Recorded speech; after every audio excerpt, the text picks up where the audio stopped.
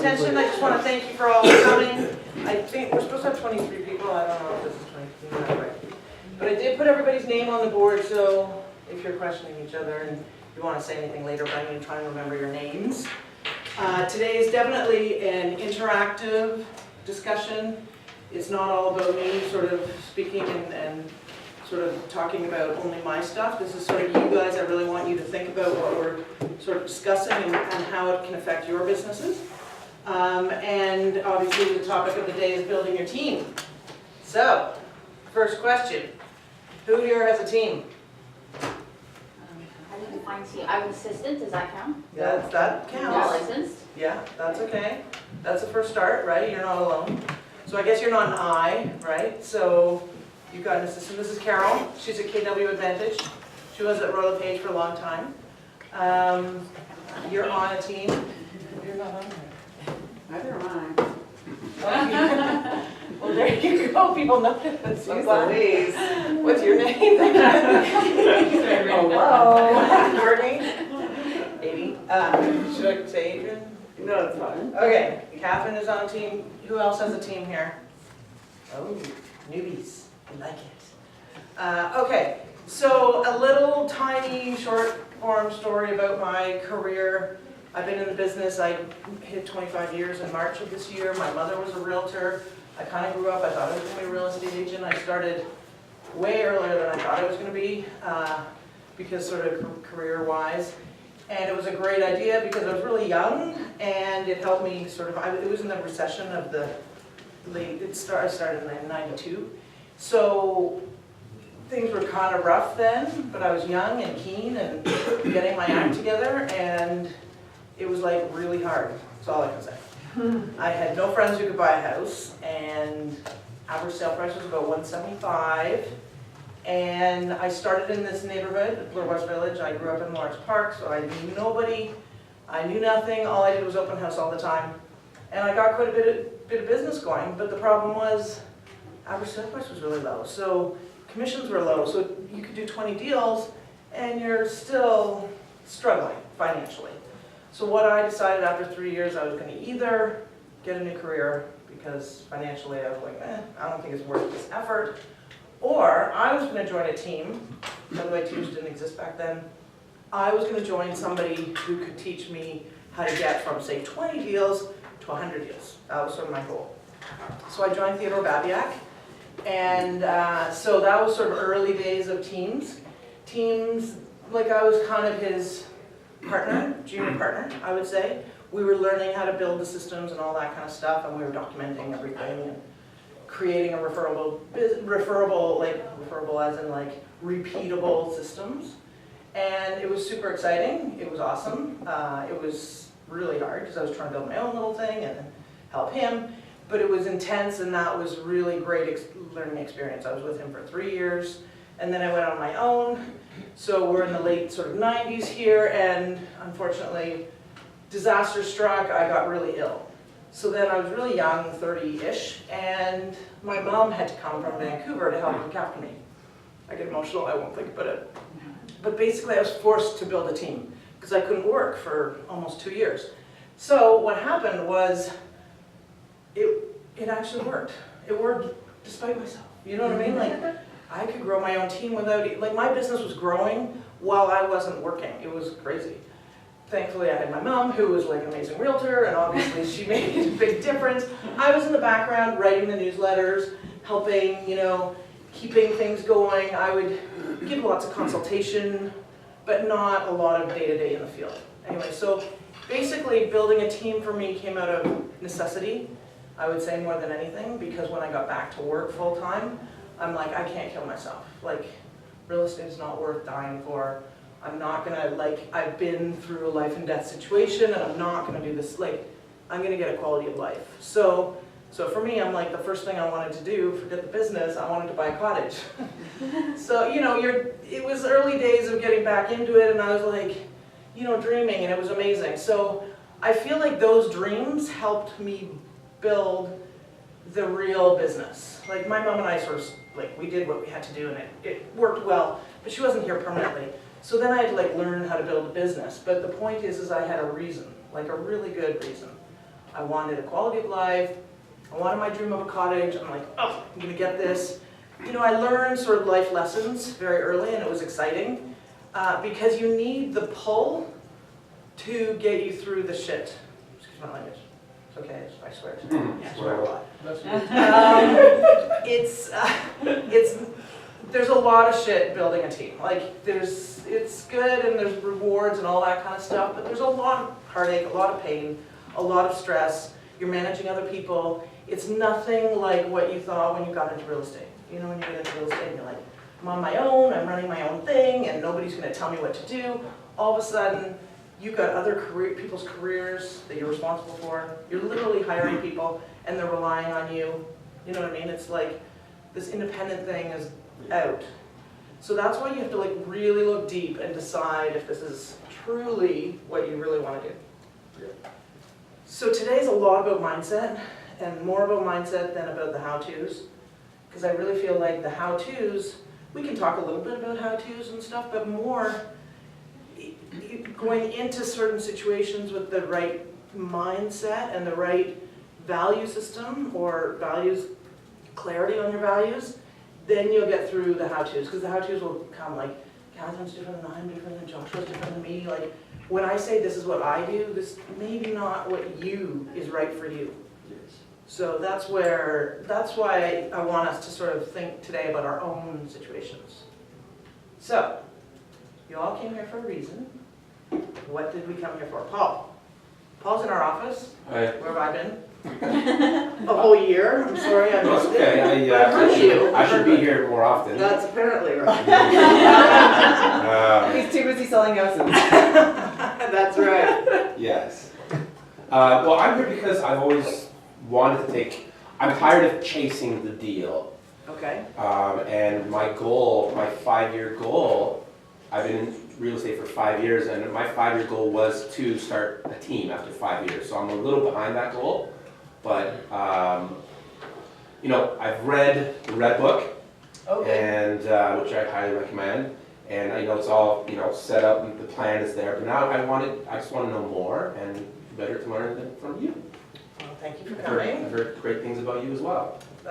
This is another Paul. Yes, And where is your office? it's on East Mall. Okay, cool. 107. Well, welcome.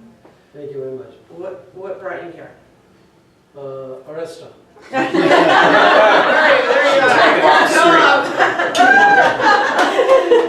That's good. There she is. Twist that arm of yours. Arresta is a big transformational thing for me actually. Oh, cool. She literally helped me change my lifestyle.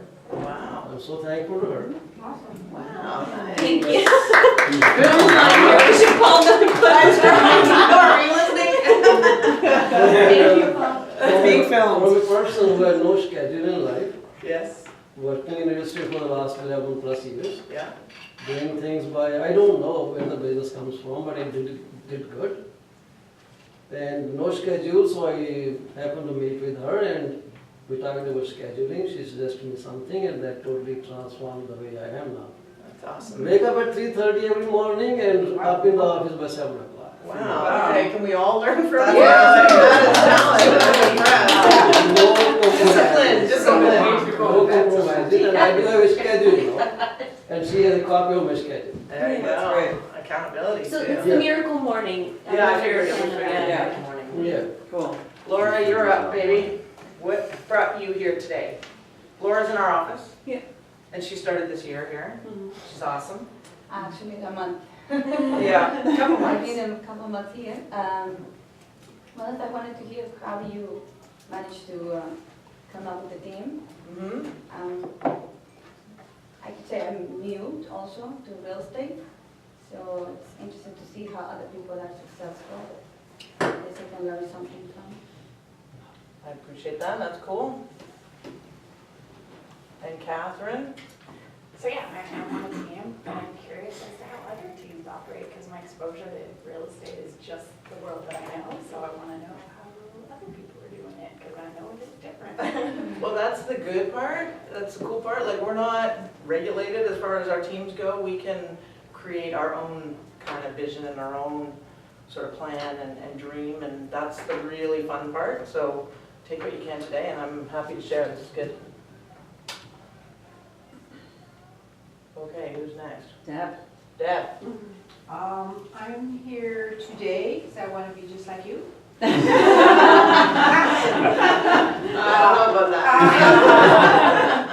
I've been in real estate now for about 15 years, and I feel that I want to grow to another level. I need to stretch myself and grow. I love the fact that you know, real estate allows you to be a leader and to help others to grow. And I love that position, and I feel that's what I want to expand my business for others and for myself. Cool. Nice. Joshua? I'd like to, I've always been a loner. What I meant to do things myself, everything. And I'd like to look at how I could farm out things that I do. And maybe help other people do what they're doing at a time I do better than they do. So you're sort of like focus on your strengths, you mean? Is that what you sort of Yes, mean? I am, yes.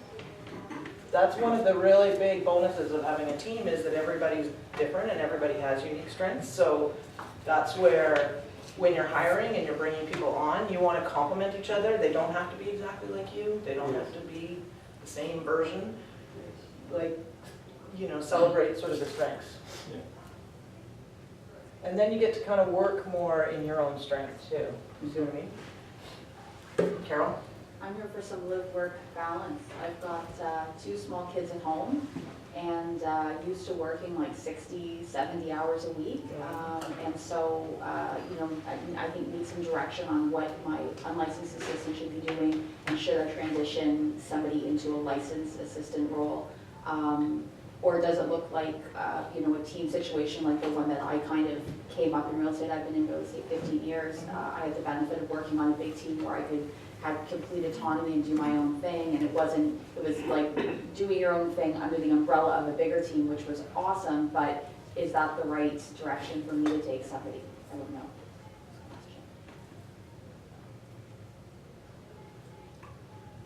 Okay. Director, licensed assistant, and it's probably challenging having that balance with 2 kids too, right? Like that's a real life challenge. I drink a lot. Yeah. You what? I drink a lot. We work, can we relate to that? Wine's my best friend. Exactly. Oh, that's hilarious. Mariana? Well, I've been in business for a long time, 18 years. Okay, you guys. How many years? Mariana? 18. 18, yeah, and having a team has been always on my mind, especially when I joined PW. And but I'm here, and I was told many times over, you have to make certain deals to a certain amount of deals that, you know, and then you need an assistant, and then you can hire a second agent and all That's that. MREA model. Yeah.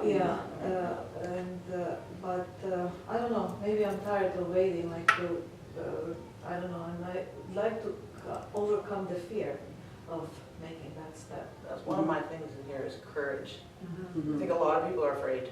You Yeah. know, I think Yeah. it's the fear versus the, so that's a real issue. I really like your quality of life. Thank you. It's trying to figure out whether or not learning more about the actual concept of building a team would help me identify whether or not it's something I'd want to actually do. That's good, yep. So it's identifying the pros and cons from someone with experience and figuring out whether or not it suits my lifestyle. I'm here to support my good friend Julie. Thank you. I'm feeling the pressure, but you know, I appreciate the support too. Go ahead, Naveen. Naveen's here from Realty Executives. Executives.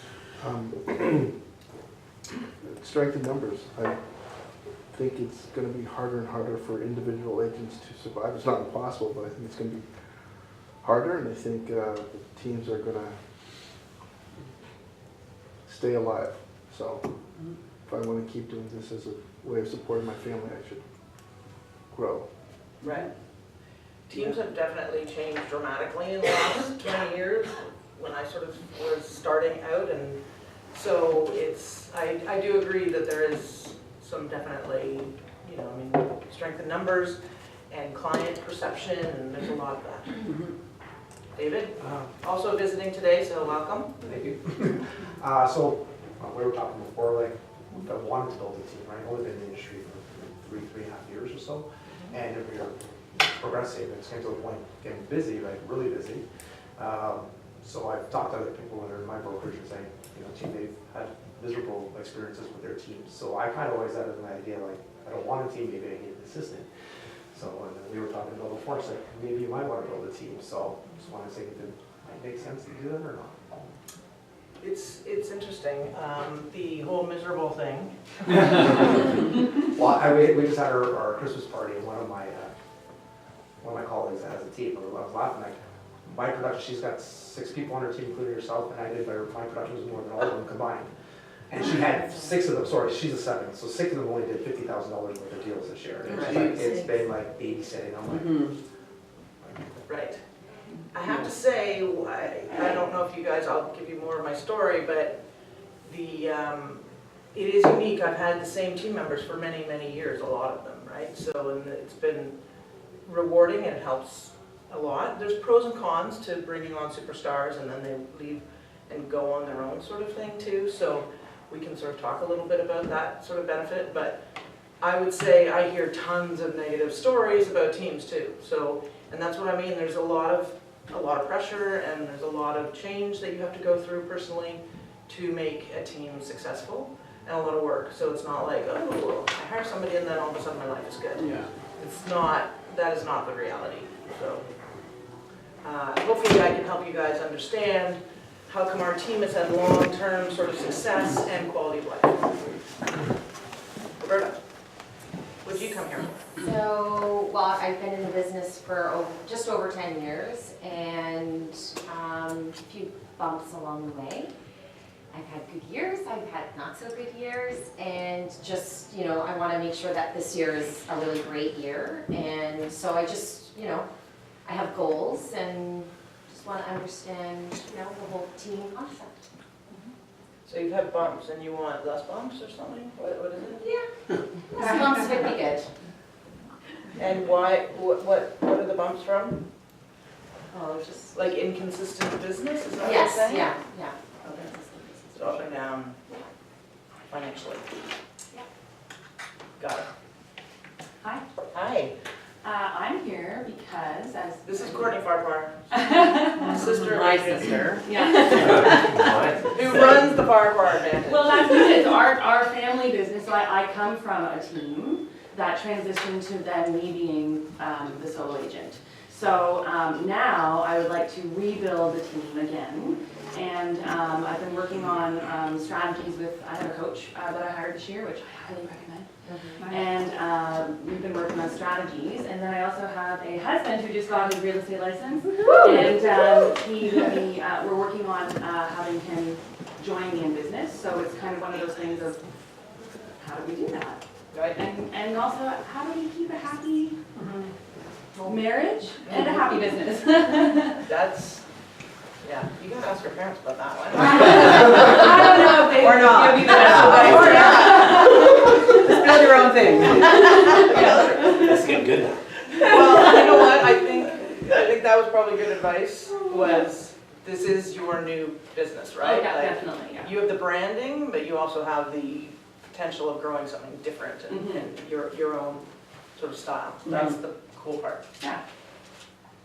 And as Courtney said, Rory, this is Rory. this is Rory, Courtney's husband, and I plan to join Courtney in 2019, which would then be a team. I'm a firm believer that you can accomplish a lot more as a team than you can as an individual. I currently work in the piping trades and in construction, and there's just certain jobs you can never accomplish by yourself. I feel that's with anything in life, you got to find people who have different skills, and that's when you can really tackle big projects and big ideas, and that's how you get those things done, not by yourself. So, Awesome. yeah. Paul, are you here now? Yeah. So we're just going through the, welcome Paul. Paul's in our office. Well, he's looking at his phone, so I want you to No, I'm not looking at my phone. I was. Oh, you're feeling an orange. I'm like, hold it up, Paul, hold it up. Okay, share the oranges, that's good. So tell us why you came today. Yeah. These are the reasons why other people have come. You don't have to read them. Yeah, no, I know. I mean, essentially for me, similar in terms of like kind of not being that consistent. I had like sort of the tale of 2 years this year where I was really, really slow and then super slam busy, and all worked out in the end, I guess. But it was kind of a little crazy. And when I was super busy, it's like that's when you kind of would like sort of some help to sort of get things done, because certainly like I didn't update my database for like a couple months there when I was just kind of aside from logging in my appointments, but like other than that, like I couldn't keep on top of all that sort of stuff because I was so busy. And then there's other times where you're not that busy, and then you just don't feel that motivated to kind of get things done and stuff too. So I'm not 100% sure on kind of getting started with a team straight away next year and kind of building that up there, but I want to set that in place so that I know how to move forward and sort of figure out like some steps so that maybe I can kind of even have maybe a part-time assistant to begin with or something to kind of get myself going that way, and then sort of move up from there. So well, one of the things we talked about to start with was that this is really a lot about your mindset and about where you are emotionally and mentally about this whole building a team and growing a team. There's seats here and here. Come on up, Aubrey. This is Aubrey. Gladys. Okay. Tell us what you're doing here. What brought you here today? I want to do what you do. I've been in the business 30 years, a long time, old timer. And I still keep going back to how I used to work. Old timer, yes. So I want to also have the same thing, sort of have a routine where I'm constantly busy as opposed to, like Paul said, busy one time and then nothing. And so I want to have more balance and work more steady. And utilizing, team members or my sister to help me work smarter. Your sister is on your team, right? Yeah. We call her team member. Yes.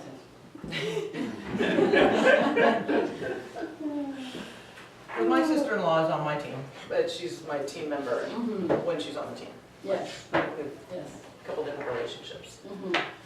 And Aubrey, what brought you today? He's new in our office, by the way. Yeah, I wanted to hear you speak. I know you've got a team. I've seen your signs around the neighborhood. Nice. And what about you building a team? Have you thought about it? Thought lots about it. Yeah, What have you thought? I gotta get off the ground first of all, make some sense of building a team, and go through the action we can. Okay, so just to continue with my story, the history of my actual team growing. So when my mom went back and I started, I had to hire my own assistant, and I started with an admin person, and I did the classic hiring my partner's cousin who was here from England for a year, and that was not a good idea. Then I hired my other friend's daughter who was out of work because she was sort of having some issues.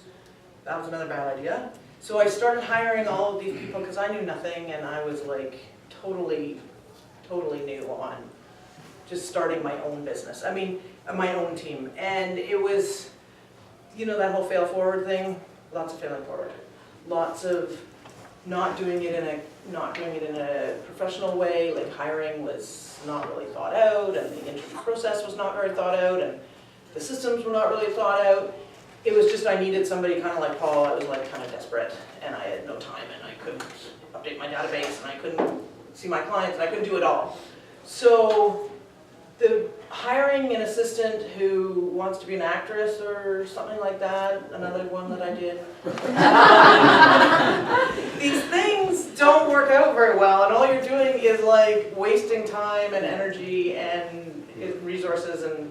But I guess I learned from all that, which was basically do it the right way and then sort of do your sort of best. But I think before even that was anyway, I'll get into how I did it. But the way my business basically works, so then I ended up hiring an assistant, an admin assistant, unlicensed. And she was with me for 6 years or something like that and was fantastic. So she helped me do all that systematizing, the database, the CRM, the touch points with the clients and sending out all those letters and making sure the gifts, and like we really systematized the business. Like we, from A to Z, every gift is the same, every letter is the same, because it's really hard to repeat when you're dealing with hundreds of deals or whatever. It's very difficult to be unique on every single sort of aspect. And it's easier to think of something that would be thoughtful, that a lot of people would like, versus sort of trying to get unique gifts for everybody. And I'm not sort of into that. Like, I don't think clients need to get huge, massive thank you gifts or whatever. I'm more of the token thank, but treat them with, respect and give them a great experience. That's really where I think. Yeah, it's all about the experience. Like if you like certain stores or certain hotels or certain restaurants, you go there because you know exactly the experience you're going to get. Exactly So right. we've created the Julie Kinnear team experience, and people know exactly what they're getting when they come to work with you. Well, that's it, right? So that's the creating the sort of branding and the value and Blue Man Group and all that. But so Nicole was fantastic. She was with me for a long time. We ended up, so then the next step was hiring a buyer's agent. Can I ask you a question before you? Nicole, did she have any special skills? Did she came from? She was a good administrator. Like, she was organized and a good writer and a very, like, she punctuation and, Spelling. basic spelling. Yes. Organization, nice writing, all those sorts of things that I wasn't very good at. I mean, I can write and spell and all that kind of stuff, but I was like, I need somebody that I can trust to do these sorts of things versus hoping that they know how to do it. Do you see what I mean? Like, she actually did have the Well, skills. because the goal is that she's taking some work off of your plate, and you don't want to have to see every email she sends to the clients before it goes. So they've got to have, the wherewithal to be able to draft the email and know that it's going to not be having any spelling mistakes and be correct so that it can go out. Because then it frees up your time as the realtor to stay focused on the dollars and cents, which are what's important to keep the business running. And they represent you, right? Yes. So, But did she have any sort of background in terms of real estate? Because she's unlicensed. Not real or- estate. No, not real estate. Okay. admin. Admin. Yeah. I have thoughts on that because in my last team role, we hired a litany of, one administrator right after the other. I had this conversation over and over again. I'll take someone that is smart and articulate any day over somebody That's who exactly knows how what to it use easy offer or, Yeah. whatever. Because you can teach Totally. somebody that. You can't teach somebody, Yes. yeah. Manners. Like how to think, how to critically think. Yes. Exactly. Like Yes, how to Yeah. articulate, how to answer the phone. Work ethic. Yes. Mhm. these sorts But of but things. everybody steals off the front desk, right? Because you think, oh, well, they know how to take offers, they know how to make appointments. Like you can That's teach a someone that in short like, term, yeah, you yeah. can teach someone that in like a week. You can't teach them all the other things. Mhm. And what I ended up doing was taking her to all my conferences and taking her to all my courses, so she would learn what I was learning so that she could implement all the ideas. And so what I would call her was my promise keeper. So I would say, yes, this is what I'm going to do with the client, and then I would say, Nicole, can you do this for me? So that was really good. She grew out of it eventually. She wanted to do her own thing, have her own family, lived in a different part of the city, blah, blah. But in that meantime, we hired a buyer's agent, our first buyer's agent, KJ, who was with me for 6 years or something like that, who's one of my business partners now, in other investment properties and that sort of thing. Amazing character guy who, I'm proud that he was my business partner and is my business partner. I was proud to have him represent me. So I really feel that that's a huge part of it, is that you can trust this person to represent your brand, right? Like they're in front of your clients, but now they're our clients, right? But you know that they're gonna do this job. So then I hired KJ, then I hired Jen, so then I had two buyer's agents, and then 2 admin assistants. Then I hired Who's the Holly. second admin at this point? She was, So you'd hired a second admin at this point? yeah. So I 3 hired- agents, 2 admin. Correct. Then I hired another agent, Holly, to admin. So, it basically sort of transitioned up, and then what happened was, KJ and Jen wanted to do, and then Holly eventually, they all wanted to do listings too, so we sort of transitioned up. So as we grew the team, we would hire somebody as a buyer's assistant, or buyer's agent, and then the other one's sort of our combo. So there's a lot of, and I can go into this, but there's a lot of reasons why people hire people and what their sort of reasons are, but that's the evolution of our team. 2008, 2009, I ended up with 0 assistants. Nicole was sort of transitioning out, Elise wasn't really working out, whatever. So we were on our own and the market was crashing and all hell was breaking loose. And it was a very good time. We had just brought on Holly and I was like freaking out, as you do. And so basically we were back to all these agents and no admin help and you're freaking out again, you don't have no skills and you don't remember how to do anything. So we actually ended up re-documenting our steps because they knew, but as a realtor, it's sort of good to also know. You know, Go back to basics. Go back to basics Know your and business. know what the admin people are also doing. You know, we're not better, like, as a realtor, you're not better than the admin person. Like, you do a very valuable service to your team, right? And I commend you for that. And I mean, I freaking love my assistants, so like, you need that. So we basically went through all the letters, everything, and we had to write out all the steps because if KJ was gonna send a letter, he had no idea how to send a letter. So we had to like teach him, and then he would have the steps, and then it would be like so organized. And the new person who came in, which was about 6 months later, Steph, it was awesome because it was all set. So it was sort of a really very scary time in my life because I just bought a really expensive house and I thought my life was gonna, you know, financially it was a little precarious there because do you remember when the market kind of crashed? Anyway, fortunately in Canada it didn't last long, but in the spring we did hire Stephanie, and what I loved about her, and you know, which was such a gift to our team, was this positive light. And we were coming off this sort of dark time in our lives, and I wanted somebody filled with light, because I was tired and, you know, nervous and all that kind of stuff. I can be a bitch, I'm just going to say right now. You know, I get stressed, like it happens. I'm sure it happens to more than me.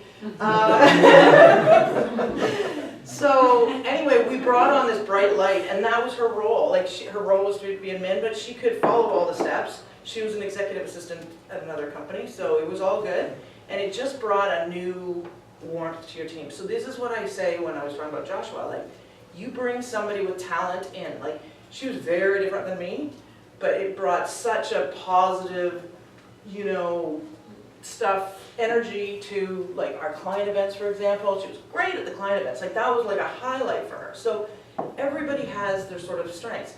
Then we ended up, of course, we're building the business back up and it's going crazy again. It's awesome. And then we bring on Claire, who's still with me.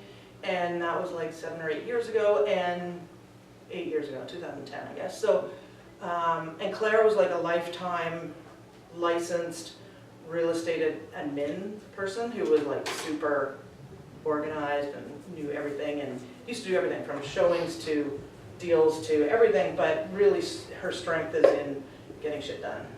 She's good at that.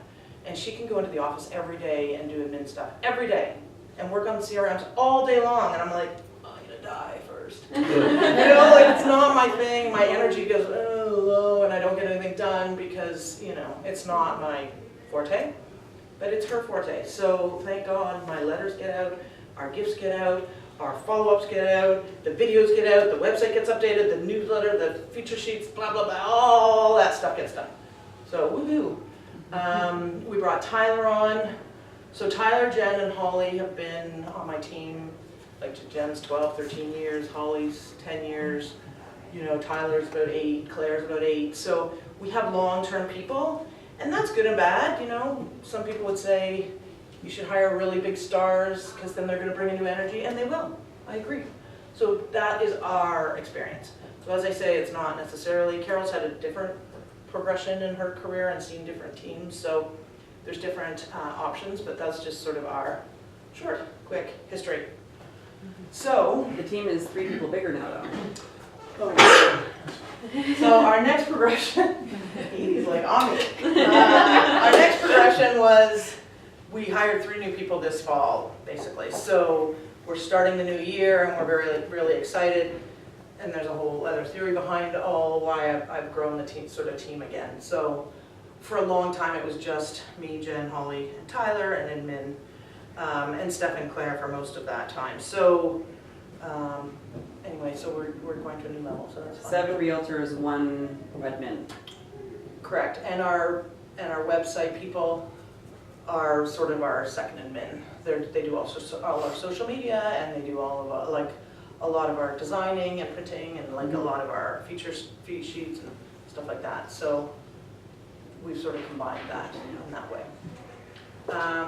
So back to starting a team. Some of the reasons why you're not supposed to start a team. What are some of the reasons why you're not supposed to start a team? Not you. You've already had a team, you know. You lead with revenue. Lead with revenue. So you don't start a team if you don't have the revenue, is that what you're saying? You don't take on expenses. Gary Keller would love you for that one. Yeah. That is it. Understood. Red light, green light. What other reasons? Whenever I'm interviewing against somebody who has a team, I'm always like, yeah, but you're gonna deal with the assistant, who may or may not be able to get things done as quickly as you need them done. You can always deal with me. So it's hard to, from what I've understood with team development, you want somebody who's going to live as you live and work as you work, and it's sometimes hard to find that personality is gonna reflect your business. It's true. It is. It's hard. And there's pluses to being the only person looking after the team, but when you're starting a team, what are you thinking? When you're working by referral only, I worry about losing the critical connection with that client if I'm passing them off to somebody else, which is then going to in turn lead them to refer me again in the future. Right. That's a really good point. So one of the really big pluses in my business or career has been that I joined by referral only, which is a Joe Stumpf coaching program way back in the mid-90s. And I've followed him since then and been in a lot of his courses and taken a lot and learned. Basically, I'm a lifelong learner, and I continue, and I'm just going to tell you right now, our team, nothing is perfect. There's lots of pluses and minuses, but one of the things was that I was able to pass on. Like some of my best friends have to work with my team members, not me. So that's where you have to remember, or you have to sort of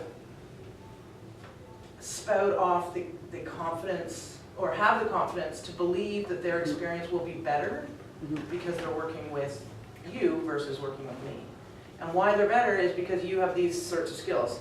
And so when you're, like, for example, I haven't worked with buyers in, I don't even know, I mean, I haven't done an open house in, I don't know, 15, 20 years I haven't worked with buyers, like 15 years for sure. So that's like all of my clients. Do you see what I mean? Like I've never been able to help them. So, but we've been successfully able to keep the business and keep the referrals. So that's where you have to, I mean, I think that it's possible to hand off your business in a trusting sort of manner, and then they stay with you. Absolutely, and as a starting point, this is interesting, I understand the fear side of that. But to me, if you hire the right assistant, because that's where teams are starting, right? Like the point is you're all getting to a point where your business can sustain and needs someone to start looking after the back end because you need to be looking after the front end. And if you hire right and you hire a really talented person, the way I see it is you actually build deeper and better bonds with your clients because they're keeping you on track with all the phone calls you need to make, who you need to be connected with, all the touch points. They're even reaching out and connecting with those clients and updating you on so-and-so's pregnant, they're having a baby, so-and-so's father died, so-and-so happened. Like, so you actually have the ability, if it's the right person, to connect at a much deeper level that you can't do on your own. You just, like, there's just too many people. So to flip that around to the positive side, that's how I would look at that. Yeah, and I think I have that in a lead gen, like my unlicensed assistant does a lot of my lead gen now in the back end as me, or just having the touch points. I'm worried about putting someone in a licensed role that is, because again, nobody's going to be a clone of you. Yeah, exactly. If they're going to be a different selling style, are they going to, and maybe because I've seen it on the back end where the feedback is from clients, from other members of our team, oh, they, Paul sent that person to, and it was a total mismatch, and they blew the. So I would say I would never let anyone go out with my clients until they've shadowed me for a decent amount of time, and forget everything you know, come to the table, you're gonna join my team, forget everything you know, you are gonna sound just like me. You're gonna talk like me, you're gonna act like me, you're gonna use all the same lines that I use. Like, if you sat down with Courtney, Tassie, and I in a room and we were doing an offer presentation, if your eyes were closed, it could be any one of us talking. And that's because we've taught each other and trained each other all the things. So therefore, whoever we're talking to, whatever client, they would never even technically know. And that would be the key. So you want them to do, like, you want them to be you. And as a reminder, this is Adrian's way she runs her business. Yes. Which isn't You necessarily don't, yeah, you can be like, screw the you. way That's you not run my your thing. business or the way I run my business. So Fuck your success. Can I make a? that's a very good suggestion. Yes. You're not required to do it. If I had to work with me, I would run myself over with a car, that's the truth. Like, I couldn't work with another me, like, I'm too, like, yeah. I don't think so. Exactly. I think. But hold on, I also- think that's a limiting factor though. You're limiting yourself to that because you've just decided that's something that you put, like almost like a glass ceiling you set up for yourself. Okay, hold on. Right? We've got Courtney. Yeah, I've just to touch the point here. I think it's really important that you have a really clear vision and mission statement as a team, so that when you hire those people, they have to fully believe it, and then you'll know that you're working with people who are probably gonna produce the same way you would. Yeah. That's been your big, actually, if you can talk about that, that'd be great. You're gonna let me speak. It's okay. Anybody got tape? I know. We love to, it's interactive. I was just gonna say, like, you know, when I came from the hospitality background, you know, I worked for Fairmont, and, you know, there was also Four Seasons, and Four Seasons was, like, extremely scripted. Like, everybody had to wear the same suit, have deliver the same lines, that type of thing. Mm-hmm. But at Fairmont, we were sort of encouraged to become like an individual and just treat people how we wanted to. But there was a baseline standard of things that you had to do. Like, you know, you had to treat people in a certain way, and there's a certain system that they had to follow. So I think it's up to you, but you have to, you know, you just have to make sure that you have kind of those standards in place, like different things that you're doing. Like, you know, like if you're working with buyers, you know, that you contact them every Friday and tell them the open houses that are going on the weekend, or, you know, different things like that, like things that you would do that, you know, other people might not do, right? And I think that Paul made a good point, because, for example, Jen, my sister-in-law on my team, she and I are very different personalities. She's awesome, and she has so many qualities that I do not have. Holly, I mean, she's a fucking rock star realtor, and way better than me in lots of ways. And we have the same values. We do not present ourselves exactly the same way, I would say. We have to do a buyer consultation, and we have to do listing consultation, and we have to make sure we cover a few of these points. But I guarantee that when you let somebody be themselves, they will like become, you know, super, I don't know, really come out of their shell and be the best version of them too. So you want sort of that baseline, and you also want to let them be them, I would say.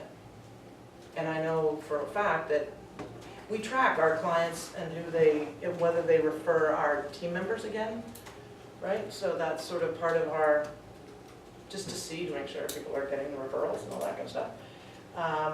And they also get benefited from that. So our team members, when they do get a referral from one of my past clients, for example, but if they've worked with Jen, for example, and then they work with them again, or they refer Jen to somebody else, which often happens, then Jen gets that referral now. It's no longer my referral. Do you see what I mean? Because Jen's carried on the traditions, Jen's carried on the experience, and she should be benefited for that. You know, it's not all about me winning everything and being the be-all and end-all, right?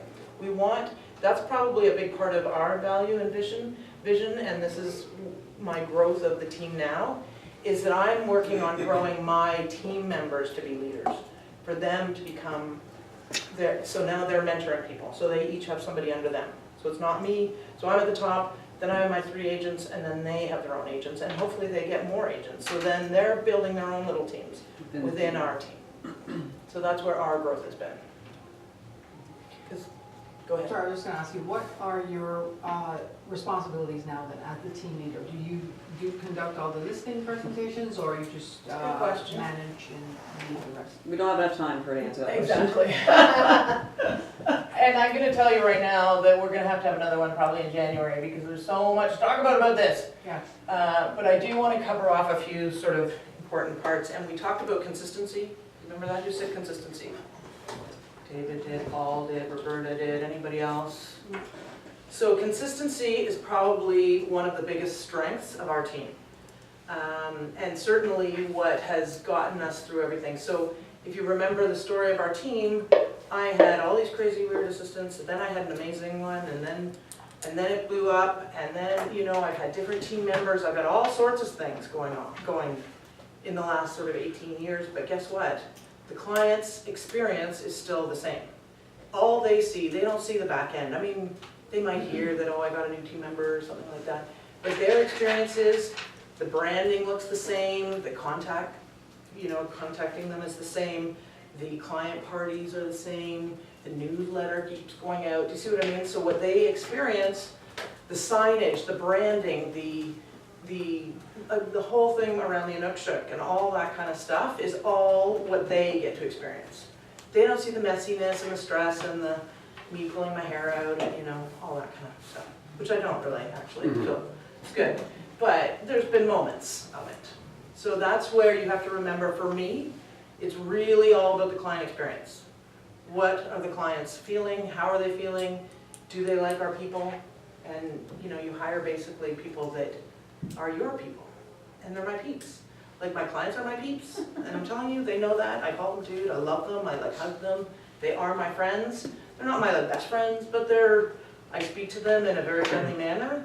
I communicate in a very friendly manner, but so are my team members. And the team members are my peeps, but our clients are their peeps. Do you see what I mean? Like we're all on the same side. We're all together. And it sounds all hokey pokey, and it is. It's all love, love, love. I mean, it's all like, you know, kumbaya. That's the shit. That is where it's at. So for me, I believe in that sort of thing. So when you're talking about your values, you know, you say by referral only or whatever that means to whatever. So what we identify by referral means is that our clients have an experience they want to share with other people, right? Like that's sort of the ultimate. A client will work with you, but will they tell other people about it? You know, they might even come back to you. It's sort of like going to a restaurant. You know, the food was good, it was okay, but the service kind of sucked. I never recommend them, but we liked it enough that we would probably go back. So you might get a repeat of client, but the goal is a repeat of their friend. That's the exciting. Does anybody here have a vision or a mission statement for their own businesses? Paul, speak up. Have you written one down?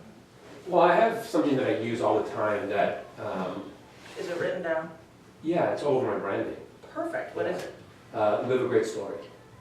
And what does that mean? So basically, I want people to, when they look back at their lives and the story of their life, say it was in a book, it'd be interesting. They can pass it on to someone else, and they would be interested in it. So when I speak to someone about real estate, real estate is a huge part of your life. Your home is your life, and so I try to sell them on that and their experience with a great life story and working with me and referring me to their friends and, again, like you're saying, an experience worth talking about and talking about with a buddy, and your buddy will work with me and so on and so forth. So I try to make it as casual as possible. And the branding seems to be, I think it's working, but it's not obviously where I want to be yet. But yeah, that's my mission statement. So live a great story. And to live a great story, you have to be happy in all areas of your life. And your household is where it really starts. Your home is where the happiness starts. But now it's like, again, what everyone's saying, building a team, I'm a control freak. I like to do everything. I like to do all my marketing. Because I actually enjoy marketing more than anything else. Right. So for me now, it's how do I get someone else to do exactly what I want to do? And what's going to attract someone to work with me? It's not just, okay, I want to hire an assistant and I want to hire a buyer agent. Well, why do they want to work with me? Well, that's definitely part of it, which is what they're taking. It's a risk on both sides, right? When you're hiring somebody, and they will not be perfect to begin with, and maybe never perfect, but you cherish what their strengths are. So whoever you hire will not be perfect, and they won't do exactly what you want. They'll try though, and they'll do a pretty good job, I would say, but they'll be better at other things. You see what I mean? So, but living a great life, if that's your identity. So I really feel like a lot of this is your own identity and who you sort of, like literally, as you walk down the street, who do you want to be? Like who really am I? Like what do you reflect? Ours is we want to build a referral-based business with lifelong client relationships. So, and that's what I mean with that referral, it's why I define referral-based. So for that is that relationship. We're all relationship-based. And that's where I think the trust comes in and all that kind of stuff. But again, it's when you're hiring the person on your team, that risk, it's a bit of a win-win, lose-lose kind of thing. So they're risking, you have to remember they're risking as much as you are risking on them. You're risking on them as much as they are risking on you.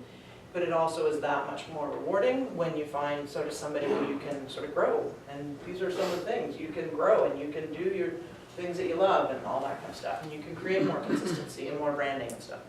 I think Paul made a good point where you said that you like to do everything. You're a bit of a control freak. And what's interesting, I'm not going to say that it relates to you, Julie, by any means, but what I think is that a lot of us that get to a point in our career where we're ready to grow the business, as entrepreneurs, we are that person. Number one, we have done it all. Yeah. Okay, so we're at this point now. And number two, we are those types of people that feel like we do it best, so why bother let anyone else do it when I know I can get it done faster, quicker, and more effectively?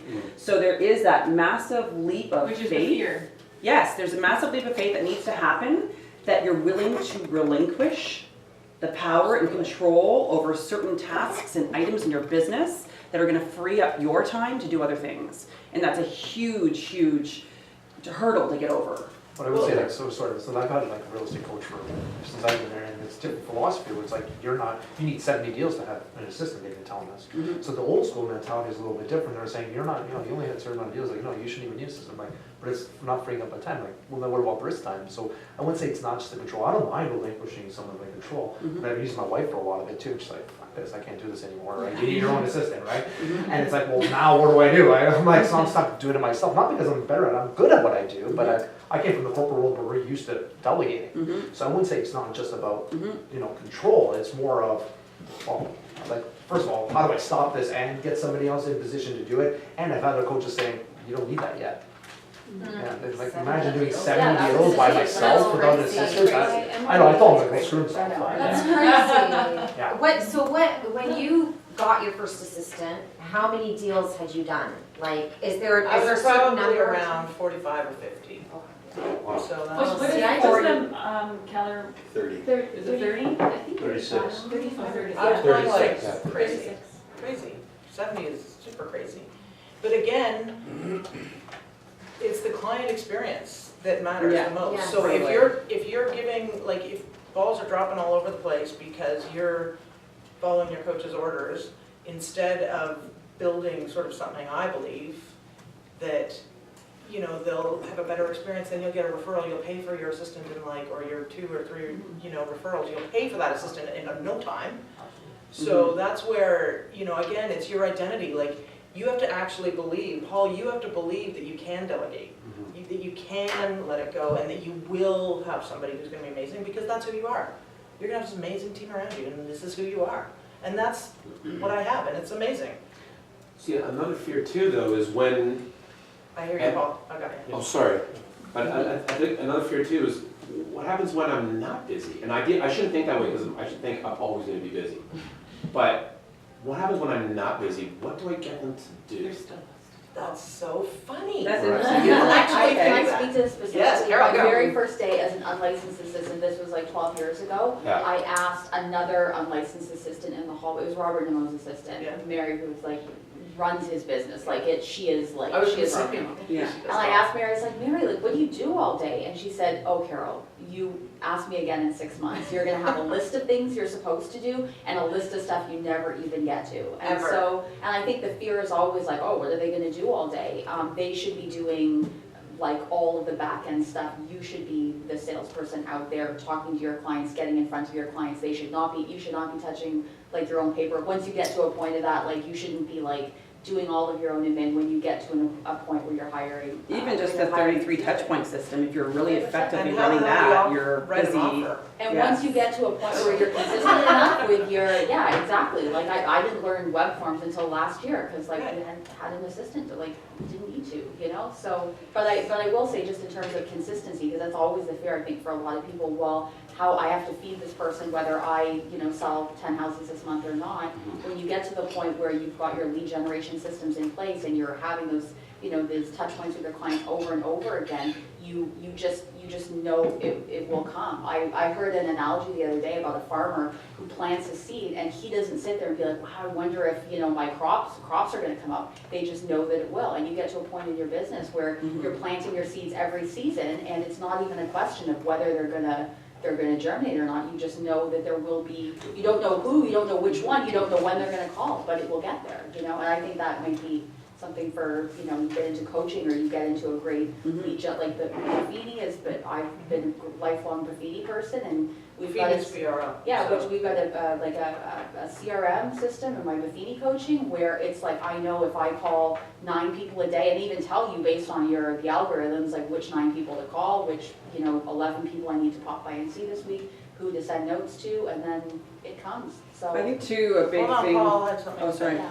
Well, I was just gonna say, just to your point there, Paul, about the marketing, I mean, to me, like, just sort of knowing you, like, that is one of your strengths. Like, you have good marketing, you know, you've built that up, you know, you're focused on it and everything. So I would say, like, roll with that, but there's probably other aspects of the business that you could have some help in for things that you don't like to do, right? Because I feel like everybody comes at it from a different angle. Like, I'm not really that crazy on staging, you know? So I hired Kat to stage for me, like, last time, because that's not something that I really, you know, or I really feel like I need to kind of become an expert on, right? Like, you know, so I think, and I don't know if like you agree with that or something, but, you This know, is I what I think. said at the beginning, which is everybody can create their own way their team is built around. But you know, these are really good points. I hope people are sort of, I don't know, sifting through, because there's a lot of gold mines going on here. I'm very excited about it all. I think we're all on the same page. So I guess some of the big reasons, as I say, one was to create big reasons to grow your team, which is to create a world-class experience, to enable you to grow your business, to ensure you're spending the time performing tasks that reflect your unique abilities. And I would say what Carol said about, you know, the CRM tells you what to do and all that kind of stuff. My big fear about people hiring an assistant is that they stop, like they go, oh, this is free time. Oh, now it's free time. But that's not going to get you to the next level. So yes, it gives you a little bit of maybe a better quality of life, but unless you're consistently dropping by your clients, you know, following up, making your calls, doing your stuff, Checking your biz plan. good luck building a business, you know? I mean, just because I hired a team doesn't mean that I stopped working, right? I get to work smarter, and I get to work into the things that I like to do, and I can take more time off, but it does not mean that I've stopped working. And I would say you probably growing the team is harder than when you're on your own. Yeah. Because then you're managing, and then you've got people's personalities, and then you're, you know, their fears and their all that other crap that you got in your, you know, like you dealing with your sister, there's a lot of emotions and a lot of, you know what I mean? Like there's a lot of stuff to sort through. You guys sorting out your business. Now you got this relationship to deal with. It's easy, this relationship. Yeah, good luck. No, it will work, but again, it's your identity, is that you have to believe it will work. Just like Paul has to believe it will work. He can do this. You know, a lot of it is, this is an inside game. Real estate is like sales in general, like it's an internal game. The external reflects your internal. See what I mean? Just a question, because I feel like if I give duties for Carla to do, what am I gonna do? So what do you do keeping busy all day? Back to Deb's question, I never Or had for answer. 2-3 hours of your day or whatever. So one of the things, ironically, which really upsets me, that I'm still not working on the business enough. I still find myself working in it, which is following up, making sure that, you know, I mean, I call my clients still. It's not like I've stopped being in front of people. I love being in front of people, and it's one of the hardest things for me to let go. Because I love the relationships, and I love the energy, and, you know, one of the reasons why we're in this business is we're people, we love our peeps. So I still have those relationships, but I'm sort of overseeing our web people, our social media, like all our marketing I'm dealing with, like I'm the final decision maker. Mm-hmm.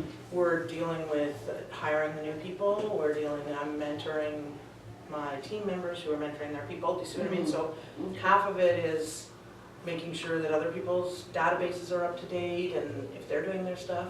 It's a lot of following up, accountability, are they making their calls? You run the team meetings and like even just planning for those and having the content for those and being Correct. the leader and showing up and making all that happen. Yeah, and then you're doing, the working on is more like the learning, right? So as a team, we read books and we go to seminars and we do all that stuff, so you have to, I'm into implementing, I love implementing new ideas, so, that's a big sort of part of our thing. But you go on like your listing presentations, your offers, you do all that part of it Yeah, yourself. yeah, and I cover other people too. Yeah. Like I'm still in the business, I'm not in they business where I'm not actually working. Not that much though, it's way less than I used to, so that's sort of the better part, and I can go away on the weekends and that sort of thing. As I say, I don't really take appointments on weekends, and I don't work nearly as many appointments as I used to. And certainly shadowing and stuff can happen. It's not the biggest thing that I do, but it's a lot of follow-up. And you do want to keep, and for me, there's higher end clients that I spend maybe a bit more energy and time on. But I think it's the long-term relationships. The people, so the way referrals go, if you probably know this already, and maybe from Buffini and stuff, is that, like, we have this Inukshuk Club, so I created that a couple of years ago. Inukshuk Club is our, refer people who actually refer you, not the people you like. Big difference. Big difference between people who like you and people who refer you. Like my best friends, some of them have never referred me. And I love them and they love me, but apparently they're not the referrer kind. So, which is cool, focus on the people who actually refer you.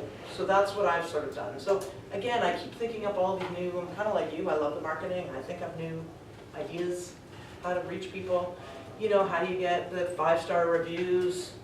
If you ask me what I do all day, it's endless. It's endless, all year long.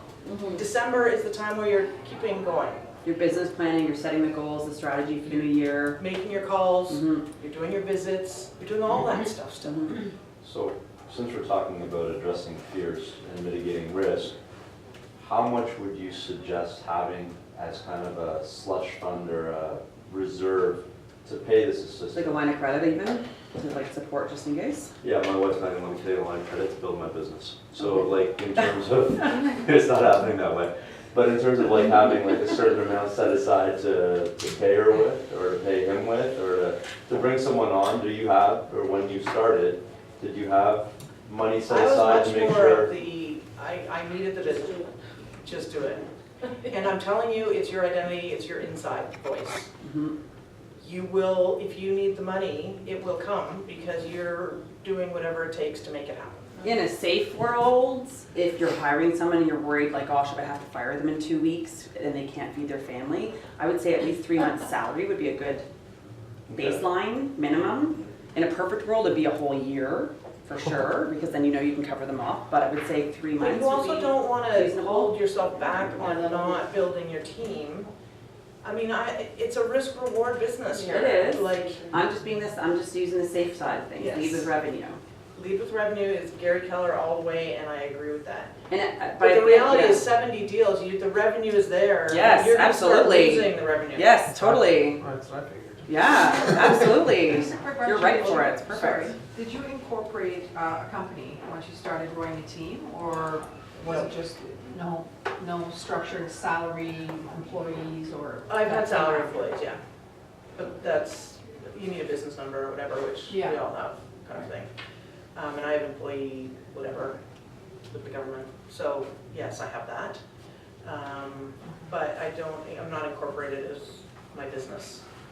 Do you have a question? Yes, so when you started the team, how many hours did you hire your assistant? Yeah. Well, again, this Like is when your on choices. your own experience, like how long did you? You can hire somebody part-time. I've heard of great success in virtual assistants. They're cheap apparently. I've never hired them, so I don't know, but people tell me they're great. So what I'm saying is like there are possibilities, endless possibilities. Just don't hire the actress who wants to like get a part-time job because that doesn't help you. But virtual assistants are actually really good at admin stuff. They follow your direction and they can help you build your systems. They can help you document But everything. yours that you're were doing. full-time from the beginning. Mine are full-time. I'm a bit old school maybe that way. It costs way more, I get that. But I'm proud of hiring people. I'm proud of employing others. I'm proud of the fact that, we were talking about this yesterday, is that the more you make, the more you can contribute to other people's lives, right? So the bigger game you play is the bigger game you're giving back to the world. So part of what my job is to share this stuff with you, so you guys play bigger, you know? Some of my vision stuff, like, I live so far into my vision now and my value system, it's a gift, and it's my gift to sort of give back, but like, we brought all of our clients are now volunteering with us, and like doing all these amazing things, like we are doing so many cool, freaking awesome things as a busy single agent could never do. You see what I mean? So we've gone up a quality of life, like quality of life for our clients and giving back to the whatever. So this is where it's like, who are you and where do you want to be in your life? And where is your future sort of world? You know? Carol, I see it. It can happen. So you're hiring your first licensed assistant. That took probably, I don't know how many years, 8 years? Where do you find them? How are you compensating them? How are they? Compensation, like our team is super different than other people on compensation, and you might probably have better experience than I do. But certainly on licensed assistants, I had to go with a little bit of where they were at before. And I also sort of understand that Toronto's really expensive, and I'm not into paying really low rates, for example. So are you doing it on a split basis entirely, like, here's my split with you? I mean, in my different A roles, I've licensed been compensated assistant for differently. me is still my admin. She Okay. can just do licensed things, she can talk to a client and give more advice. And But she's open a still, door or sit Yeah. on an inspection or do something like that. or answer questions, Yeah. handle offer, like something coming in, signing things, doing that sort of licensed kind of stuff. So But- buyer's but it- agent, then maybe that's my question. Buyer's agent. Yeah. Yeah, so it's essentially, a split with them. And so am I better to encourage my unlicensed assistant to get licensed so that she can, help with a handful of things here and there where I need it? Or am I better to jump in with both feet and hire a buyer's agent? I think a licensed, like admin, isn't the most important thing. I would say a licensed agent is.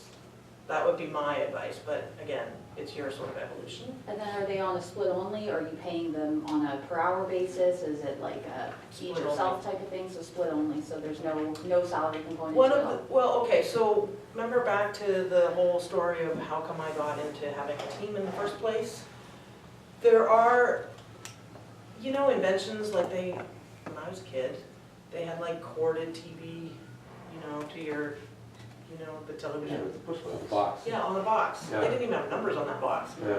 Anyway, 79 was like here, I could watch like Star Wars, Star Trek and stuff like that. Anyway, I was like a kid in the 70s, and now it's all remote and all that kind of stuff. I feel like building a team is a little bit like that. You can get rid of some of the pain points in your business. Pain points for me in real estate, lonely. You said that, you're a loner. I don't know if you said lonely. But I was kind of lonely. I like people. I like people around me. So I love having a team that we can collaborate and we can grow and do all these cool things, and like it's neat. So for me, the loneliness of the business, the consistency, which was, you do a deal and you're paid 2 or 3 months later, and it's very up and down as far as your income and all that kind of stuff goes. So I found my inconsistency of like trying to get my newsletter out and the frustration I had as far as feeling like I was letting people down. So there's a lot of like, going away and the client's not getting the same experience, and then you're getting somebody to cover you who's not really, doesn't know you and doesn't really care and doesn't really benefit, you know what I mean? So having a team means the client, if I'm away, I go away now for months at a time, and the clients are still taken care of. Everything's taken care of. It's like awesome that way. You see what I mean? So I focus on the positive. Yes, there's negatives, and I could write you a whole litany of the negatives, but the positives are way, way more exciting and emotional and all that kind of stuff than anything else. So for me, that's where that motivation gets me out of, so you sort of create it. So what I was gonna say is that consistency, so when people are coming on my team, they know they get time off, for example. They know that they can get, like, we try and schedule, nights off, weekends off, all that kind of stuff. They get a better quality of life, they're covered, their deals are gonna be happening. They get clients, all their admin stuff is happening, so all their CRM, all the marketing's happening. But also, thank you for coming, pay-wise. So we split the pay where it's kind of weird, but it sounds weird, but it's not weird, I mean, for us, is that everybody gets paid on everybody else's deal a little bit, instead of you getting your cut from your deal. Do you see what I mean? So we've sort of come around with a system that I sort of made up only based on the need of, if somebody's doing a deal a month, or hopefully more, but it's lots in the spring and then none in the summer and then lots in the fall and we've tried to even it out where you each get a little bit of each other's, and then sort of every 6 months we reconcile it, but basically it works out that they get paid a lot more often, so their mortgages are paid.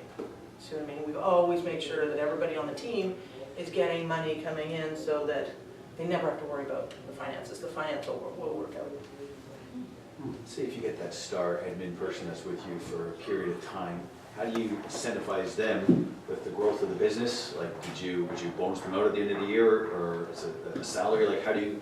I've been through every iteration of that too, and that's a really good question. Because you don't want to, I guess you obviously want to pay someone a decent salary for starting. You just don't want to bonus, you get excited and you bonus them too high or do something first, and then there's no going backwards, you know what I mean? Or how do you keep them interested in the growth of the business? Well, I always sort of say, even with a client, like, reward behavior, not results. So, like, if a client gives your name to somebody else, that's all you can ask for, and it's our job to convert the client. So we thank them for that, and it's the same with an admin. You can't bonus them on behavior that they're not doing. Like, you can't bonus them on the buyer's agent's behavior. You see what I mean? Yeah. So, essentially work on a bonus system that works, that they feel that they are in control of and that they can get excited about. So goals that they could actually achieve, and then you can track to that and say Exactly. you achieve this year. And it's so based like on their, actual performance. yeah, Rather than the growth of the overall business. yeah. That's sort of my sort of thing. Mhm. And obviously longevity, to me, loyalty is wonderful. It helps, it's helped my team represents me, right? Like, they make me look good, like really good. So a lot of what you see out there is not what I'm doing, it's what other people who work with me are doing. So you can reward that too. I think too, the old school, more traditional way of an assistant as a starting point was to think of them as an assistant and to just give them a salary, and that was kind of the mentality. Whereas the more progressive way in this industry, and the change in technology and everything else, would be to include them as a partner in the business, so that you're actually reviewing the business plan with them, you're reviewing the numbers with them. They're very aware of exactly what's happening with the business and how it's running. It's like the WestJet concept, where they're like involved in the business, and it allows them to have a bit of skin in the game and more vision for how the business can grow and how they can actually be a part of that. So having that different outlook on their role in it and involving them in it, I think can be really beneficial. I agree. Because we're on the same side. No, I totally agree. And as I say, technology has changed. Mm-hmm. And it's changed the way we do our businesses and all that sort of stuff. So there's kind of cool stuff. So one of the first steps that I would say, and people are like, so what are the first steps that you want to do in your life, in your business? And the first step, and this is like gold, so hold on to it, it's true, is make a life plan. So the absolute number one thing that you can do to grow your business is to create your own life plan. And that's a bit of your life, what is it? Great life? Live a great story. Live a great story. So, and you sort of define that, right? So for me, having a life plan has, I don't know, it helped me grow everything around me. Do you see what I mean? So there's a few things.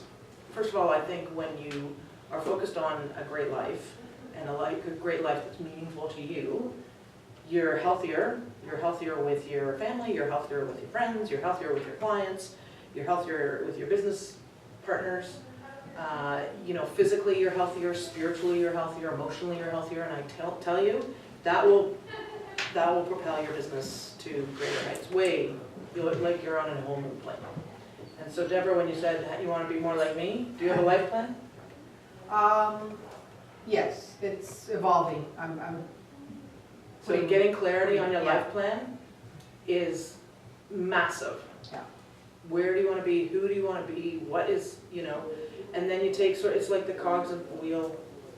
You know, you sort of pick 5 or 6 parts of your life that you want to be the focus of your life. And the more you're focused on the things you want in your life, it will bring meaning, and you're going to be like shooting star. It's awesome. Naveen, did you have a question? No. You're just listening. Do you think you will retire? I guess you will retire at some point. And what does that look like? when you Well, my retire? plan was to retire at 50. That's what I decided when I was 40. So I just turned 50 a couple weeks ago. And about 2 years ago, I decided that I wasn't ready. So why I decided I wasn't ready, number one is, you know, it is my own fault. I have not created it enough. I would still say the leadership on my team is still a lot of my responsibility. Like, somebody at the end of the day ultimately is the guiding force, and I would say I'm still the guiding force. But also because I felt like I was going away from my life, like my life plan. Like I was kind of getting, I felt like I was circling the drain, man. It was weird. So I decided to just go and go until I feel like going. And whenever I retire, I retire. Okay, that doesn't work out. You know? Would that be selling the business? Probably not a good business plan, but I like that. Would you have intentions of selling the business and your database? Certainly, from the very beginning, I've designed it that way. Okay. So our business is very documented, very systematized, very consistent. We do the same things a lot. I mean, we up the level and we get a little creative with it, and we created a Nookshuk, and we did all these club, and we did all these cool things.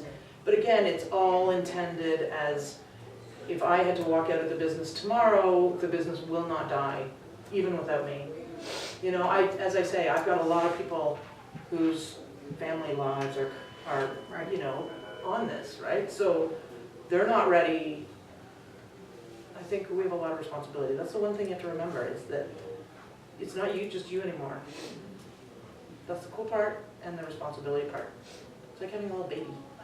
I don't know baby, but it's a little bit like that. Okay, that was my first step.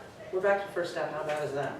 What time is it? 11:30. Does everybody want to stand up for a second? Are we hot? Yeah. Washroom break, 5 minutes. 5 minutes.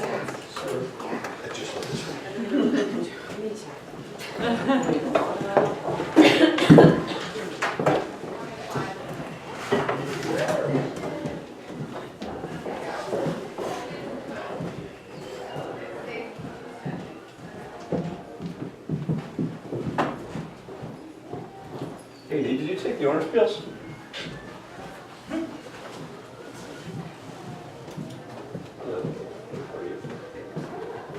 Julie, you may have referred to this already, but the whenever senior signs, I'm from the neighborhood for 2 months, 14%.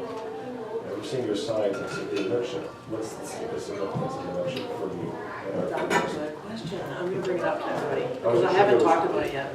And it is a big part of our business. So, yes. Joshua, you mentioned the word license system. Good, man, how you doing? So your hands fly out even before I put my coat down. I was like, okay, They're real, there we they go. have their license. Yeah, Oh, gentlemen? that's Yeah, what that is. thanks for that. I think it's good. They're You need another coffee, or you okay? Excellent. Just squeeze this in. Yeah. Where's your washer? It's just in the hallway here. In the hall. Yeah. There's like company that out first. and often it's like Philippines. How long you been doing this? Something like that. You're new to me? And they have companies Well, like less that are than 3.5 training years ago, people, but I have a day job. and then you Yeah. just ask them. Are you still, you have a day job? Can you It's not a day sit job by right the now, hour? yeah, and It's winding down, my current employer is winding down, but it's. What do you do? I run, programs. You're not paying Okay. labor benefits, you're not I paying. worked in healthcare, I worked in, this is a large system. So you're busy, I'm sure you're extremely busy with that. No? I'm trying to wind this down. Yeah. So the busy part's I got stock options. And I kind of work with him, well, he's training with a lot of this. The question is, they want it badly. So as a non-MD, it's been very challenging. Just even get, responses back from people. It's not a throwaway comment. Right. And just The exchange, sorry, exchange, what stock exchange? the bomb that stock. The Bombay, oh, the There Bombay. are actually two stock exchanges that it's traded on, so I'm trying to cash it. Right, I got you, okay. And I've been at VP level. Yes. I don't think it's their job.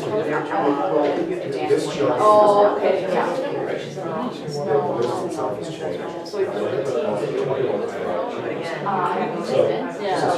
about spending your time on like. Yeah. Oh, okay, so you were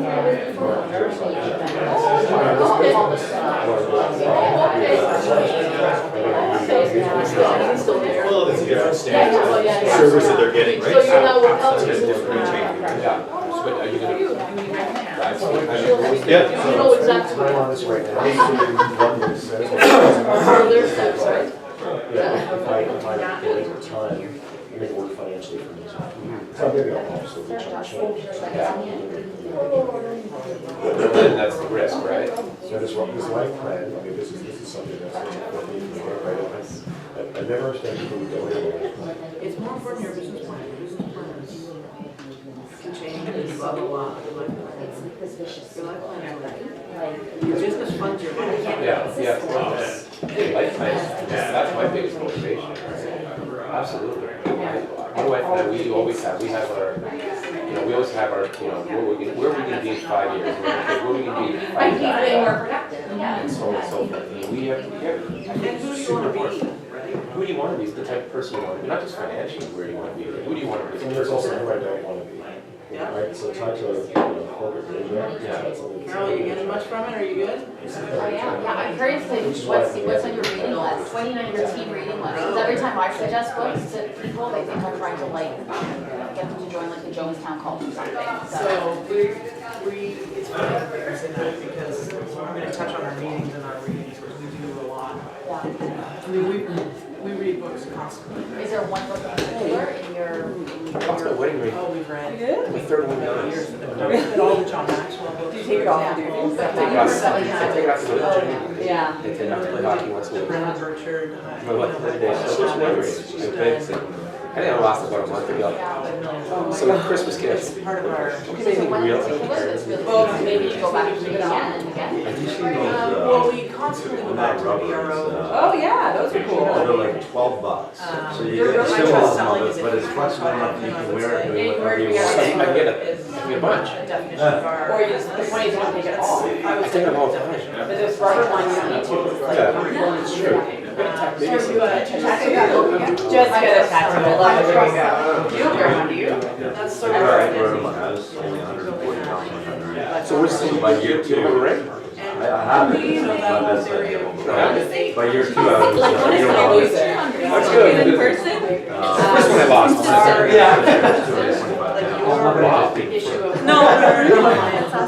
So were you saying that you're 140 to 265. She was. 3 years. Oh my Oh, God. goodness. What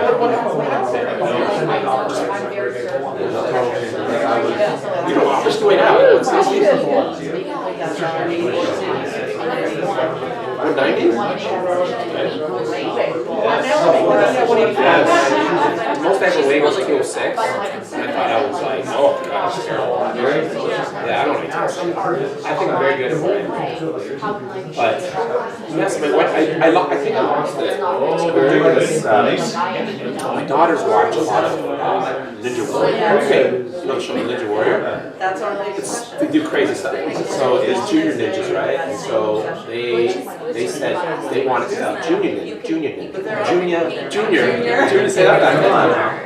ninjas. And then they go, why do you want It's a different side of the business. I said, There's lots of hustlers. all right, so I looked into becoming a ninja. Right, but I don't get those. So there's actually a ninja facility in Yeah. Vaughan, which I've Very joined. much. So now, and there's a kids section, so now I'm going and training to become a ninja. Okay, we ready? It's the craziest work you'll ever have in your life. I'll show you. Ridiculous. I just conquered it. Okay, we'll be back. Okay, Arista, can you close that door? Yes. Joshua, do you want to sit down? Yep. Okay. So Aubrey asked me a good question. He said, what's that milkshake thing? Because I've seen it on your signs. And so a little bit of, again, I love the marketing kind of thing, and it's a little bit of a marketing thing in the sense that I don't ever have to have my picture on any of our signage and on any of our letterhead and on any of our, basically on anything, unless we want it. But, so I'm from the West Coast. The whole Inukshuk, you guys know what Inukshuk, so it symbolizes our tagline is guiding you home. But the Inukshuk was basically, the theory is that they're put there by previous people, point you in the right direction. They're on the horizons of the Arctic and that sort of thing. And so it's sort of, we have been there before. Do you see what I mean? So for our clients, like they maybe do 1 or 2 or 3 transactions in their lives, and we do, hundreds a year, very big difference. So that's where we can help them, guide them home. It symbolizes that, and it helps us to be more of that Blue Man Group, where if it's Tyler looking after them, or if it's me, or Holly, or Lisa, or whoever is looking after them, they still get the same marketing. That's one thing, right? Like on a team. They may not get you to show the house or do the offer, but as long as they have the same, they still get all that amazing marketing, all that branding, all the awareness, all the stuff that you built up over all the years. So the benefit for the client is sort of there. But the Inukshuk is a huge part of our campaign. It speaks to me on so many levels. It's cool. So you don't put your image on any of your branding, right? Correct. Not good. I mean, I do the same as well. On anything. Yeah. For none of our team members. Yeah. I don't. It's something that works for some people. I guess because you said you've always thought about selling the business. You've built your business to sell the business. It's part of it. Kind of similar to what I'm doing. I'm trying to build a business where I can sell the business, and I'm not selling this. Right. I'm selling the business. That's right. Right. What you're selling is the value, like we were just talking about with Carol, is that her most important thing is that the clients are not pressured when they're buying or selling, and that they're going to get the advice and the guidance, but they're not going to be like, you have to do this kind of thing. And that's her style, your style, and you want to make sure that whoever's doing it with you is also of that same style. So again, and the one thing I caution, which is, by the way, very similar to our philosophy, but you caution it because we're not the hustlers in the sense that we don't like move, and maybe not everybody wants that experience. But there is a percentage of the people who do, and there's agents who are like that, and there's clients who want that. So that's the value system that you're bringing to the client. And you've got a specific value system that you're bringing to your clients. And so I think everybody's looking after their selfish needs at the end of the day, right? They want to sell their house for the most amount of money, and they want their kids to be in whatever school, and they want this to happen in a certain way. And if you can make that happen, if it's me or somebody else on my team, they get their needs met. And it's in a manner that, is consistent with how I would sort of, go about it too. And again, it's really, I'm not so, it's what can we bring our people, our clients? And our team members are very similar that way. How can I serve my team, right? So as a leader, Deborah, you talked about it. You wanted to be more of a leader and all that kind of stuff.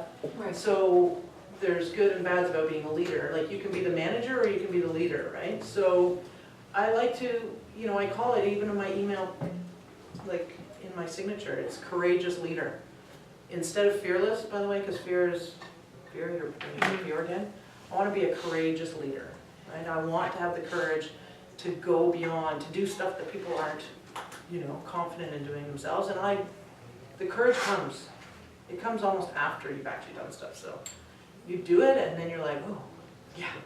But You gonna say something? One last question. So Go ahead. piggybacking on what you just said and Yep. knowing a few members of your team and how different they are, Yes. have you That's an implemented, interesting point, see? We're all different. It's good. have you implemented standards of service that must be met? Is it? Yes. So it's not the, and I'm trying to fit, again, going back to 80's point where it was, you could sit with her and Courtney and Tatsi in the same room and it'd sound the same. Instead of it being a similarity of service, it's a standard of service? Yeah, I mean, essentially, it's, I always say, when the values are clear, the decision is easy. So, which means, because there's a lot of decisions to be made in a real estate transaction. When you're selling and when you're buying, like, do we put in an offer now, or do we do it later? Do we do this, do we do that? So you can't, like, there's no right answer in the sense that it's situational. So you want to hire somebody who has an ability to make decisions based on the same sort of belief of taking care of the client as we do. You see what I mean? So they're not going to wait and show the house if it could be a bully offer or something like that. They're going to be the kind of person who's self-motivated and who's going to take care of the client and make sure they go see it and gets an offer in and follows up and sees the client and does what they have to do, right? So you're basically hiring people that have to be self-motivated, but you're training them all the time on these kinds of things, but there's so many decisions to be made, you have to just know that their personality and their strength and their level-headedness is going to help you get them through. That was almost sort of with, the sort of Fairmont idea of allowing people to be their individuals. They had actually created a test where they tested all the top performers of the company according to their values, and then they put everybody new that they were hiring through those same tests. And if you didn't follow, like if you failed the test, in other words, you didn't have the same values as people that were the higher top performers, then you just weren't hired, no matter what your skills were. And it's a total, so I mean, we could go into hiring and what are the questions and how many interviews do you have to do and all that kind of stuff. And I totally recommend you do that. We have a Take course for it. Yeah. But it's like a separate sort of, Career visioning. Yeah. And it's all how to hire a person and how to get started and build your team. the thing is you have to have a vision first. And that's where your life plan comes in, and that's where we were talking about the risk kind of reward thing, so the people coming into you, they have to be super attracted to your spiritual self, your physical self, that, like they have to, there's a lot of attractions here, right? I mean, it's how you carry yourself, it's how you react to things, it's the leadership that you have. And as I say, we're not the wham bam thank you ma'am, and nor am I with my team, right? Like, I have standards and I help coach them and I do all that kind of stuff, but I don't like fire them on the spot if they've done something wrong, kind of thing, It's like, how can we grow? How do we improve? How do I help you? There's a lot of that. Same with clients, very similar. Okay, what else was I gonna tell you guys about? Oh, team meetings. So one of the big changes in our whole business, and this is so funny again, okay, so remember life plan, consistency. One of the things is the team meeting. So back in the hairy days, when it's just you and your assistant and you're still struggling like crazy, trying to get all the deals done and everything. And then you hire your buyer's agent, but you're still running it. I feel like it's like running forever. This is a bit of a it's an ongoing marathon here. Anyway, so you're crazy busy and you say, let's meet on Monday mornings at 9 o'clock. And of course you're too busy again. And Gladys this is a little bit of her Achilles heel. And we've worked on it. And hopefully you're improving on it. The one big change came when we set a date and a time every single week for the exact same time, same hours, every single week for everybody on the team, no matter what, you have to meet at this day and this time and this place, no matter what. So all home inspections, all offers, all babysitting, all anything, anything is rescheduled around, because once you have something in stone, you'd be shocked at how easy it is. Things start to fall apart, fall away. Like, you're not that busy. Like, you can set aside that time. So we don't do it during the agent's open house time, so we do it in the afternoons and all that kind of stuff. Lead gen time is in the morning, so we do it in the afternoons. And we do it one day a week, and we did it for years, Wednesday 2 to 4, and now we're doing it Tuesday 2 to 4.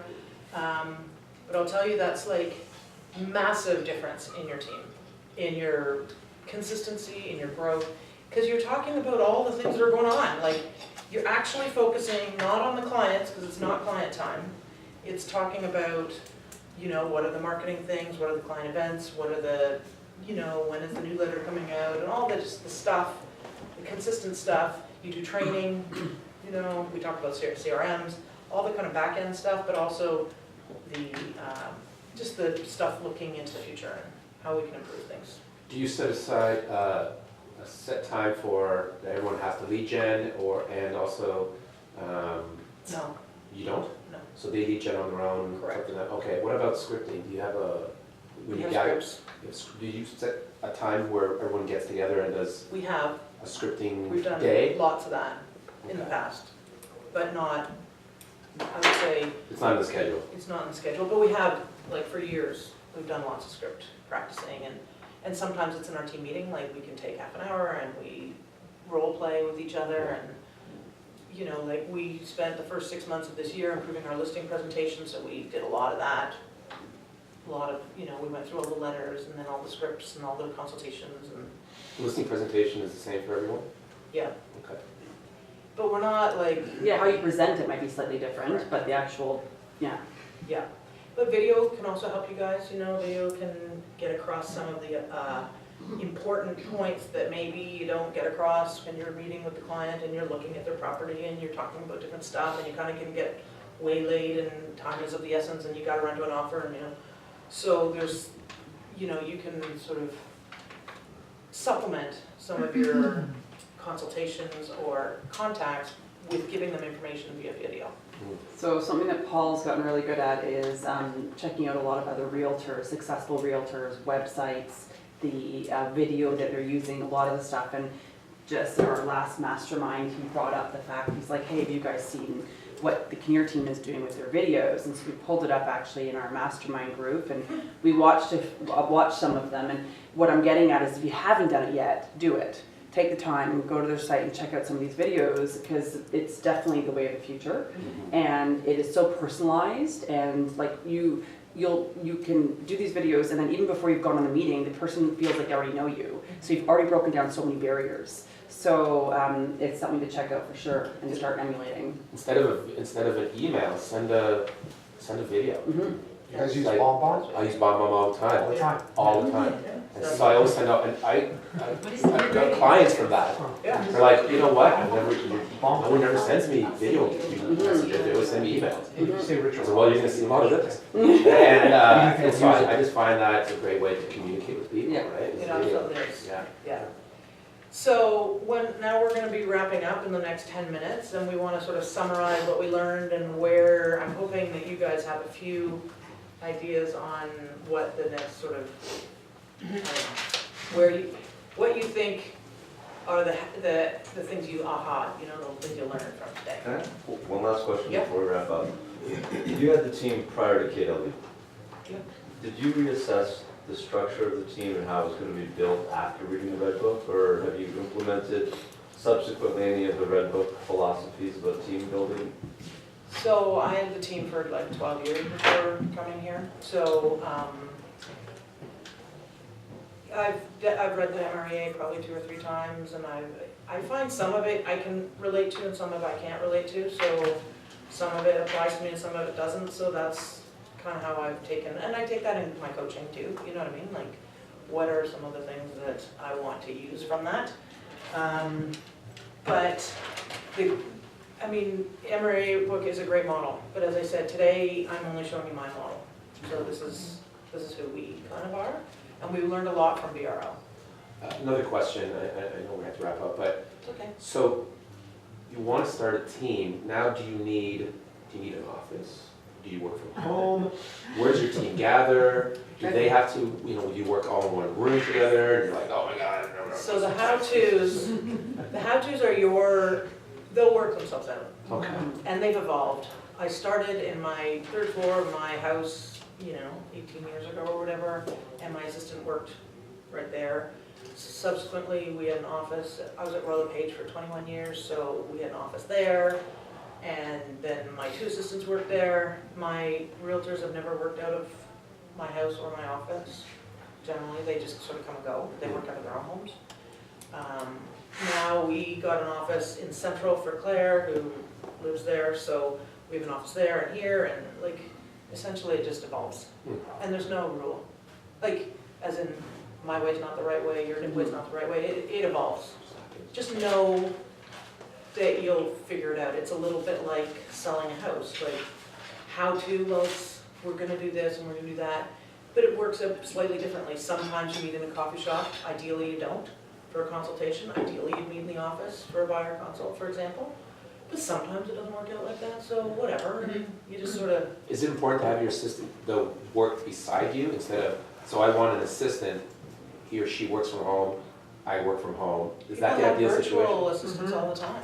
Oh, okay. So again, It works for you. it's exactly, and one of the really good parts is, like, for example, people have to be self-motivated. I don't think you can like force them to do stuff. So they have to want to do it. Certainly teaching, you spend a lot of time with them, side by side, on the computer, or like we use Google Hangouts, we use Google Docs, Google Calendar, all that stuff to merge a lot of our stuff. So we can do video conferencing. I mean, my website, people are in Bratislava, Slovakia, so I mean, it's all remote, all that kind of stuff. All the social media comes through there, or like lots of it. So it doesn't matter where you really are. So, You know? I mean, yeah. Just a quick question about lead generation. Yeah. For your team. Because you're by referral, do you do lead generation, or is it just follow up with past clients to try to get more? I would say I mean, you aspire to only referral based, but there's a certain percentage that comes from signs or, I don't know, listings or whatever. They've heard of you, they've seen your website, they've seen the social media, they wanna, again, we design our marketing around our personalities. So a lot of it is a certain kind of person is attracted to us, and that's how I want, like, our newsletter is very personal. We talk literally personal stuff. It's all, we're not like the numbers down your throat kind of people, but that's cool too.